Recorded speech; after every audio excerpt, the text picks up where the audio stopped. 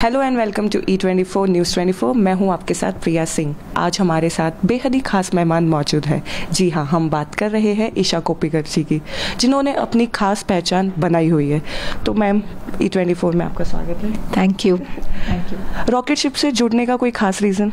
हाँ, क्योंकि new commerce थे, नए बच्चे थे, उनकी डिप्लोमा फिल्म थी और मैं उनका साथ देना चाहती थी।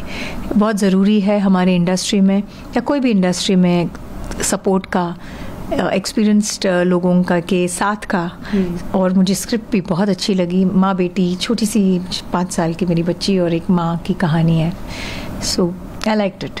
तो बच्चों के साथ काम करना ज़्यादा मुश्किल रहा या काफ़ी इजी रहा? मुझे बच्चे बहुत पसंद हैं। ओके। सो मैं मतलब मेरे पर्सनल लाइफ में भी मेरी बेटी के सारे बर्थडे पार्टीज, उसके जो फ्रेंड्स हैं उनके बर्थडे पार्टीज में मैं जाती हूँ और उसके सारे फ्रेंड्स मेरे फ्रेंड्स हैं।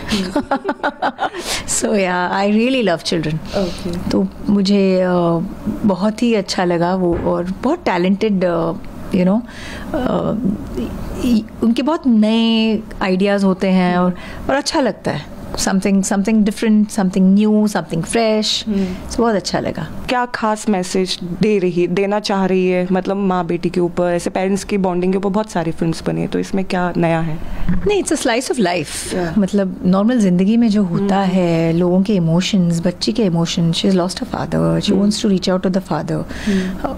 वो अपने पापा से बात करना चाहती है, उनसे मिलना चाहती है। सो वो तरीके ढूंढ रही है अपने पापा से मिलने की और बात करने की।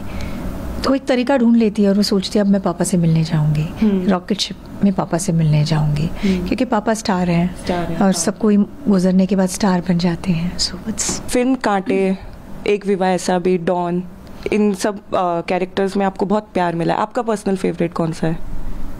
मेरे बहुत से फेवरेट्स हैं और ये लोगों के भी फेवरेट्स हैं। मैं कृष्णा कॉटेज का कैरेक्टर मेरे लिए बहुत ही मेरा फेवरेट है। क्या कूले हम कि उर्मिला मेरे लिए बहुत, मतलब उसमें कॉमेडी मुझे बहुत पसंद आया था। I enjoyed working in that film. Shabari नाम की एक मेरी फिल्म है जिसमें मैं गैंगस्टर हूँ, वो भी मुझे बहुत अच्छी लगती है। एक विवाह ऐसा भी की चांदनी मुझे बहुत अच्छी लगती है। So these films are very close to me. Don की Anita, because I got to work with Shah Rukh Khan, so I'll never forget that in my life. आगे भी काम करना चाहेंगे मौका मिला तो? शाहरुख के साथ ऑफ कोर्स। आपको खलास गर्ल के नाम से आज भी जाना जाता है, तो मतलब ये टाइटल पे आपका क्या नजरिया है? कुछ नहीं, बहुत अच्छा लगता है कि मुझे लोग याद तो कर रहे हैं। हाँ। वो टाइटल कुछ भी हो, याद तो करे। कितने लोगों को लोग याद करते हैं। मुझे खलास गर्ल के नाम से याद करते हैं, मुझे उर्मिला मारतोड़कर के नाम से याद करते हैं, कई लोग मुझे सुना सुना लम्हा लम्हा से याद करते हैं। याद तो करते हैं ना। बस वही चाहिए। ओके। OTT का दौर ज़्यादा चल रहा है, कोविड के बाद से तो ज़्यादा ही चल रहा है। तो आर्टिस्ट के लिए ये एडवांटेज है या डिसएडवांटेज है? आपका क्या टेक है? डिसएडवांटेज। वाई? देखिए, बहुत से ऐसे एक्टर्स हैं जिनको बहुत अपॉर्चुनिटीज़ मिली, OTT की वजह से बहुत लोगों को काम मिला। लेकिन OTT ने और एक चीज़ कर ली, उन्होंने ना एक्टर्स को, हमको स्टार्स बुलाते हैं ना, हमको बहुत इजीली एक्सेसिबल कर दिया। हाँ। अब समझ रहे हो? हाँ। ये इंस्टाग्राम ने भी किया, सोशल मीडिया ने भी किया और OTT ने भी किया।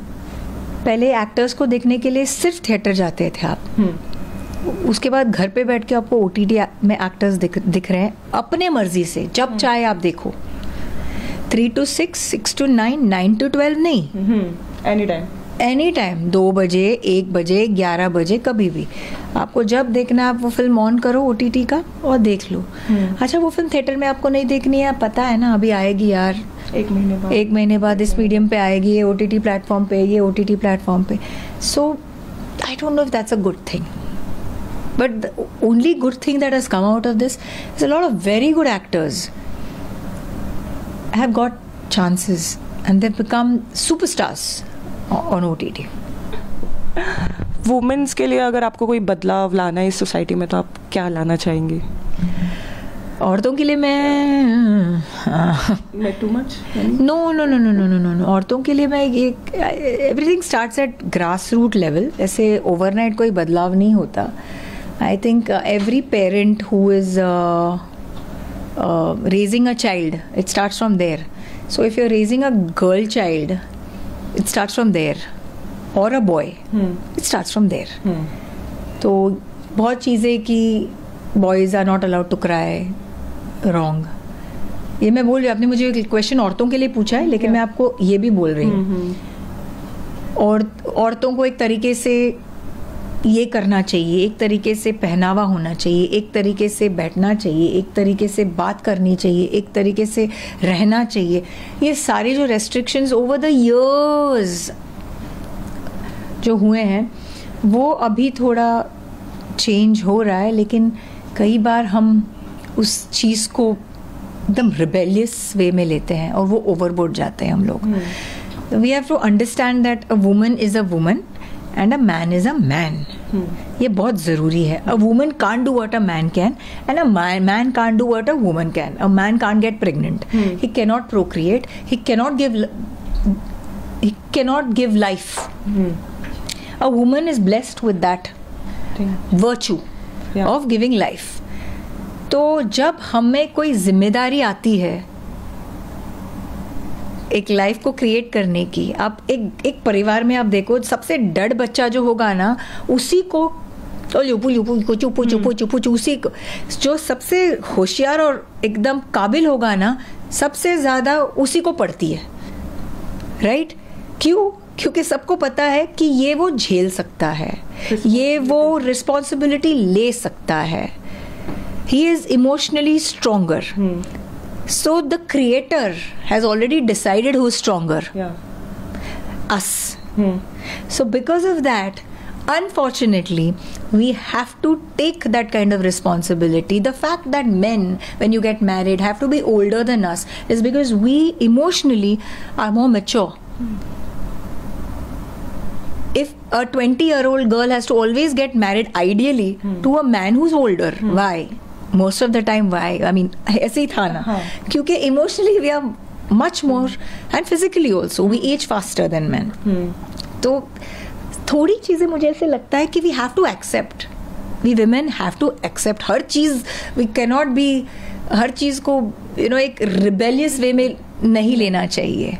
जहाँ ज़रूरी है वहाँ लेना चाहिए. जैसे कि अगर education has to be compulsory. हाँ, every family should not think कि एनीवे 18 साल में 19 साल में भी शादी होगी तो इसको पढ़ा के क्या करेंगे, और इसको पढ़ा के क्या करेंगे. इसको पढ़ाना बहुत ज़रूरी है. So I think education has to be important for men, I mean for girls and for boys. So everything is very grass root. The thinking एक कि बच्ची को शादी करके भेज दो, उसके बाद वो उसका घर है, उसके बाद कुछ भी हो जाए, एक बार डोली गई तो अर्थी भी वहाँ से निकलनी चाहिए. फिल्मों में बहुत अच्छा लगता है, नॉट इन रियलिटी. अगर उसको वहाँ if she is not blossoming then what. So हम पे बहुत प्रेशर होता है शादी का कि ये एज में ये बच्चा होना चाहिए, ये एज में शादी होनी चाहिए. ये थोड़ा I think has to be, मतलब थोड़ा रिलैक्स होना पड़ेगा पेरेंट्स को. करियर चॉइस नहीं देते काफ़ी टाइम कि नहीं शादी करनी. हाँ, इतनी पढ़ाई करके क्या करोगी, ये जॉब करके क्या करोगी, मतलब क्या करोगी, मतलब अब क्या कहना चाहते हो कि You want me to be dependent on my husband for the rest of my life? इसीलिए नहीं करूं. तो मुझे लगता है it's very important. I teach my daughter that. I walk my talk. That's why I can say this. I tell her that you have to be financially secure, emotionally happy. Nobody can make you happy. You have to be happy on your own.